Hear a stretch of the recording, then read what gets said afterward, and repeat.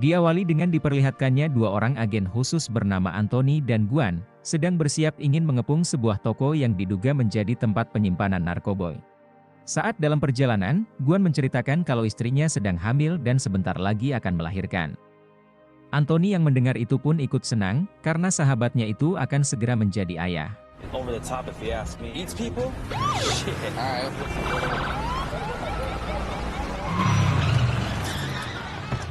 Setibanya di lokasi, Anthony menyuruh Guan menunggu di luar untuk berjaga, sementara dia akan memimpin timnya masuk ke dalam mengepung toko tersebut.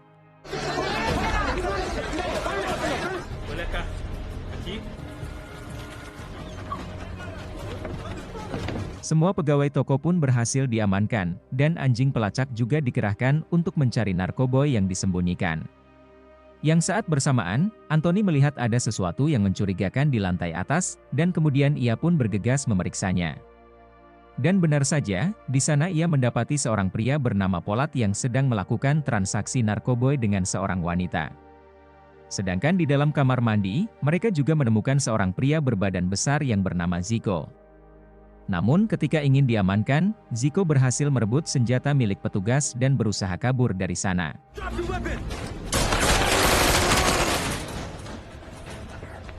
Guan pun tewas pada kejadian ini, yang membuat Anthony sangat merasa terpukul dan juga bersalah, kehilangan sahabat sekaligus rekan kerjanya.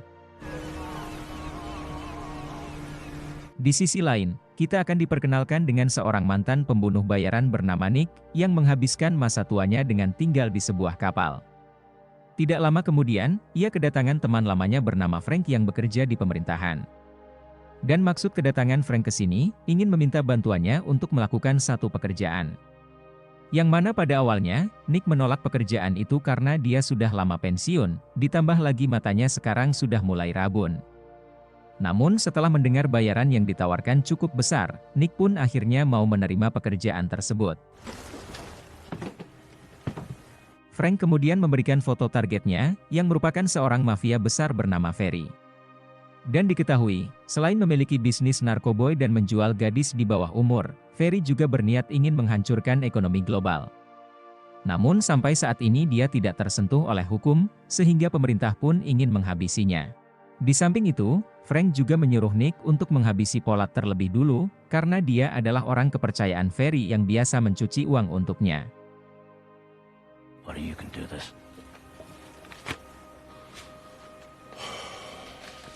Sementara di kantor polisi, terlihat Anthony yang masih bersedih atas kematian Guan. Takut Anthony tidak fokus bekerja, atasannya yang bernama Mike menyuruh dia untuk cuti saja beberapa hari. Namun Anthony tidak mau menurutinya, sebab dia tidak akan membiarkan si pembunuh sahabatnya bebas berkeliaran di luar sana. Tidak lama kemudian, istri Guan datang menangis menemui Anthony, dan dia meminta Anthony untuk mencari dan menghukum si pelaku.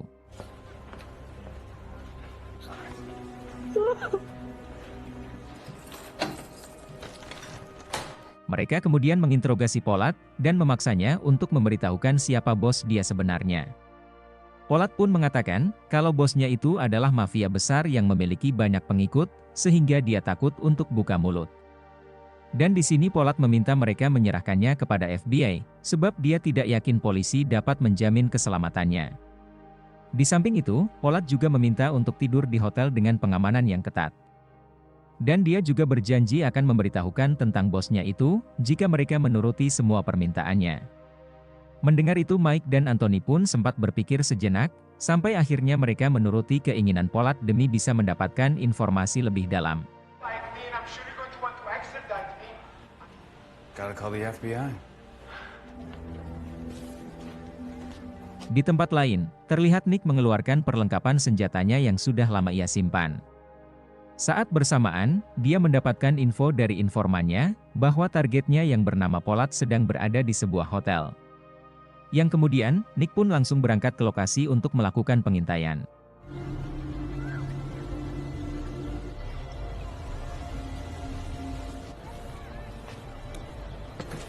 Setelah melakukan pengintaian beberapa saat, Nick kemudian naik ke atap sebuah gedung dan mulai bersiap dengan snipernya. Yang mana di sana, ia melihat Polat sedang berada di kamar hotel dan mendapatkan perlakuan khusus. Tidak lama kemudian, Anthony tiba di sana dan meminta Pollard untuk bersiap, karena mereka akan pergi bertemu dengan FBI. Hingga saat Anthony ingin membawa Pollard masuk ke dalam mobil, Nick pun langsung melepaskan tembakannya.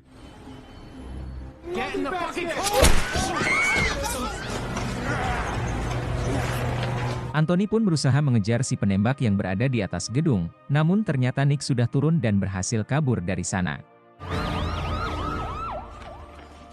Sekembalinya ke kantor, Mike pun sangat marah, karena mereka sudah kehilangan informan yang sangat berharga.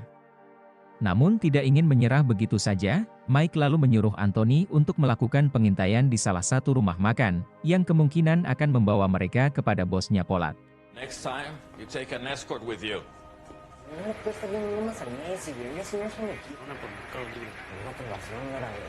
Dengan bantuan dua orang rekannya, Anthony pun mulai mengawasi rumah makan tersebut melalui kamera CCTV.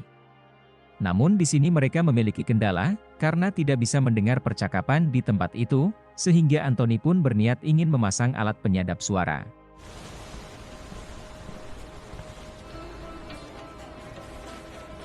Anthony kemudian pergi ke tempat itu, akan tetapi dia dilarang masuk ke ruang VIP.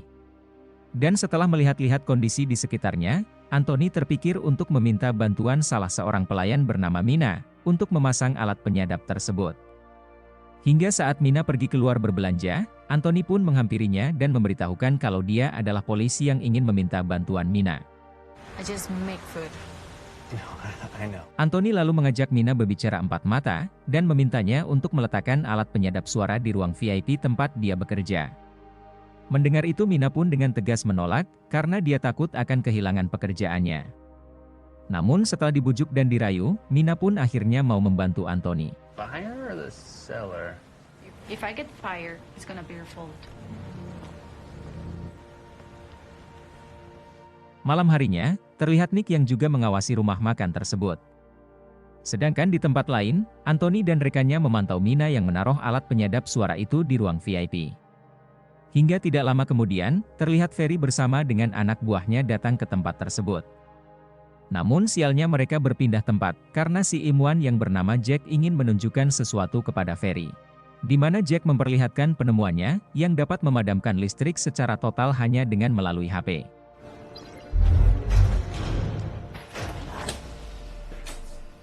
Sementara Nick sendiri terlihat sedang bersiap menyerang tempat tersebut, dan berhasil menghabisi beberapa anak buah Ferry.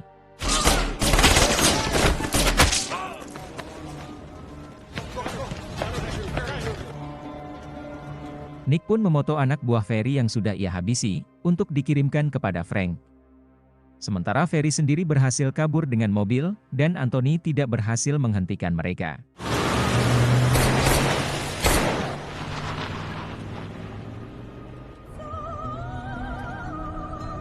Hingga saat memeriksa CCTV-nya kembali, mereka menemukan fakta bahwa lampu yang mati total barusan, ternyata adalah ulah Ferry dan anak buahnya.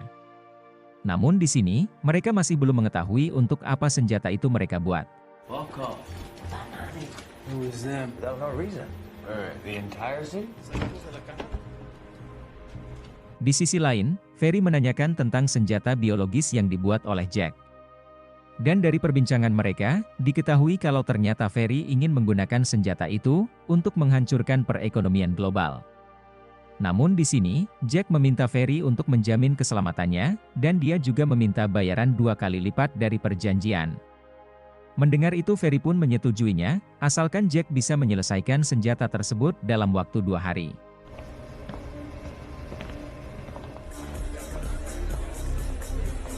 Malam harinya, terlihat Anthony pergi ke pesta yang diadakan oleh keponakan Ferry yang bernama Rashida. Dan di sana, Anthony mencoba bertanya kepada Rashida di mana sekarang keberadaan Ferry. Namun entah kenapa, Rashida tidak mau menjawab dan langsung pergi menjauh dari Anthony.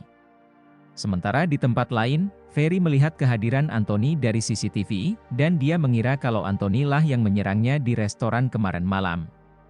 Yang kemudian, ia pun menyuruh anak buahnya untuk menangkap Anthony.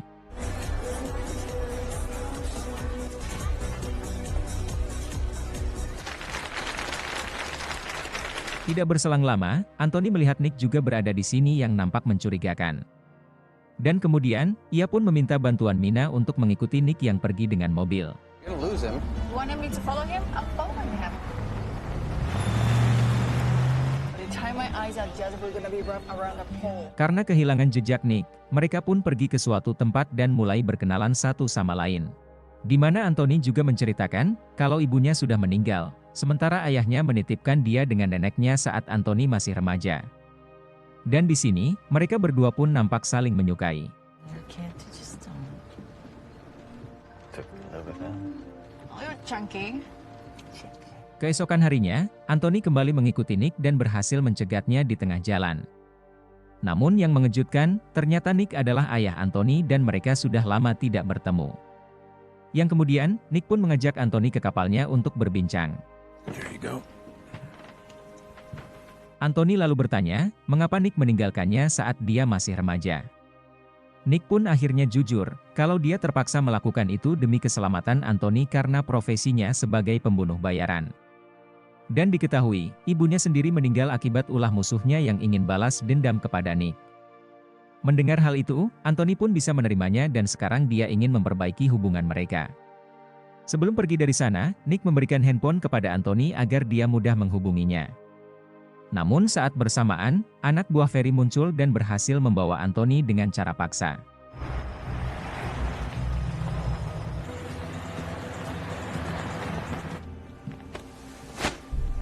Setelah itu, mereka pun membawa Anthony ke sebuah markas untuk dihadapkan dengan Ferry. Dan di sini, Ferry menyuruh anak buahnya memberi pelajaran kepada Anthony, karena dia mengira Anthony lah yang sudah menghabisi Pollard dan anak buahnya yang lain. Namun yang tidak ia sadari, ternyata Nick sengaja menjadikan Anthony sebagai umpan agar bisa menemukan keberadaan Ferry dari handphone yang ia berikan kepada Anthony sebelumnya. Hingga saat Ferry ingin menghabisi Anthony, Nick pun muncul menyerang tempat tersebut.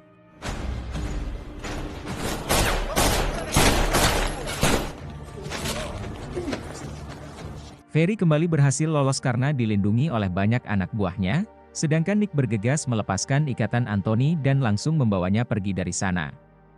Saat dalam perjalanan, Anthony pun sangat merasa terpukau dengan keahlian Nick yang ia lihat barusan. Thinking about that. Yeah.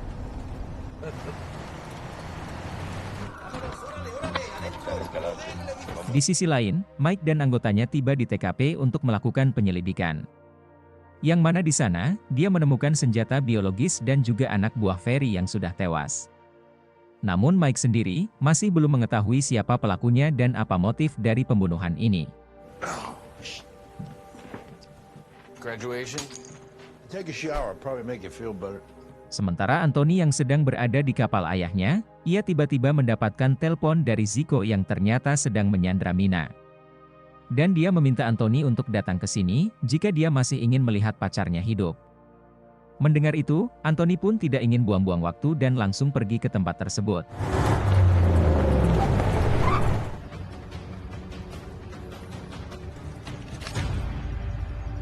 Setibanya di sana, Zico menyuruh Anthony untuk meletakkan senjatanya, dan dia bertanya di mana sekarang keberadaan Nick. Karena Zico mengancam akan menghabisi Mina, Anthony pun terpaksa menghubungi ayahnya untuk datang ke sini. Namun ternyata, Nick sudah berada di sana dan langsung melepaskan tembakan ke arah Zico.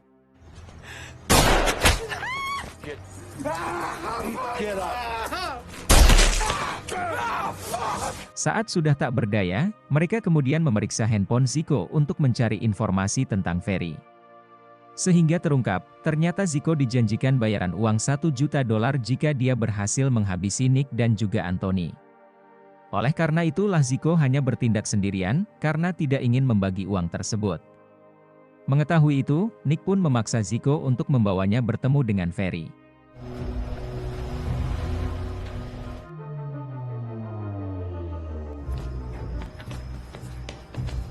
Di tempat lain, Ferry dibuat kesal karena Jack si ilmuwan selalu menagih uang bayarannya, sehingga Ferry pun memutuskan untuk menghabisinya.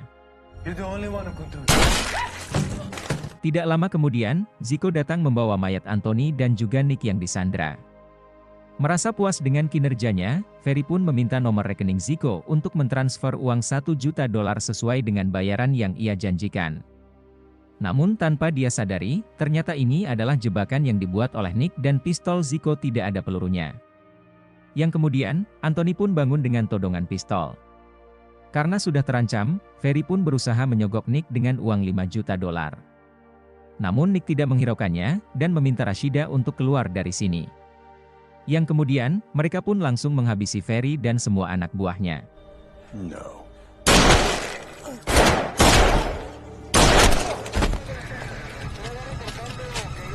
Setelah kejadian tersebut, Mike dan anak buahnya pun datang ke TKP, namun Nick dan Anthony sudah pergi dari sini tanpa meninggalkan jejak. Di akhir film, kita diperlihatkan Anthony dan Mina yang sedang bersantai di kapal Nick, sambil menggendong anak almarhum Guan. Yang mana di sana, istri Guan menceritakan kalau ada uang masuk $1 juta di rekeningnya, yang kemungkinan itu adalah uang asuransi kematian Guan. Yang padahal, itu adalah uang yang ditransfer oleh mafia Ferry kepada Zico, namun nomor rekeningnya sudah diganti oleh Anthony dengan nomor rekening istri Guan. Setelah itu film pun berakhir. Oke teman-teman semua, itulah tadi alur cerita film yang kami sajikan, semoga kalian bisa terhibur dengan alur cerita film ini. Atas kesalahan dan kekurangan kami mohon bisa dimaklumi, kami pamit undur diri, dan sampai jumpa di video selanjutnya.